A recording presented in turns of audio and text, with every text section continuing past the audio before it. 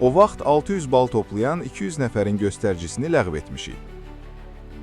Bu cür hallar həmişə olub. Bizim cəmiyyət nədənsə bu məsələlərdə unutqan davranır. 1998-ci ildə də, 2004-cü ildə də oxşar hallar baş verib. Kimsə kiminsə əvəzinə imtahana girirdi.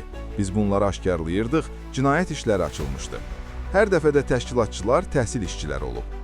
Gözaltı Qafqaz İnfoya istinadən xəbər verir ki, bunu Trendə müsahibəsində Dövlət İmtahan Mərkəzinin idarə heyətinin sədri Mələkə Abbaszadə deyib. DİM sədri bildirib ki, 2004-cü ildə imtahanda 600 baldan yuxarı nəticə göstərən 200 nəfərin nəticəsi ləğv edilib. Həmin hadisədə təşkilatçı universitet müəllimi idi. Dosent elmi dərəcəsi, namizədli dissertasiyası da var idi. 2022-2023-cü illərdən isə bilirik ki, vəziyyət dəyişib, artıq bəzi texniki cihazlar mövcuddur.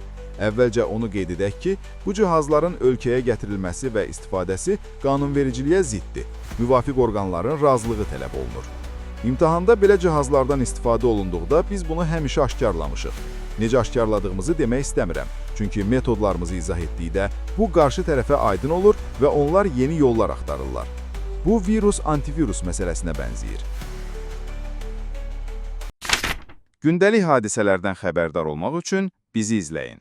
Söz altında yox, göz altıda qalan.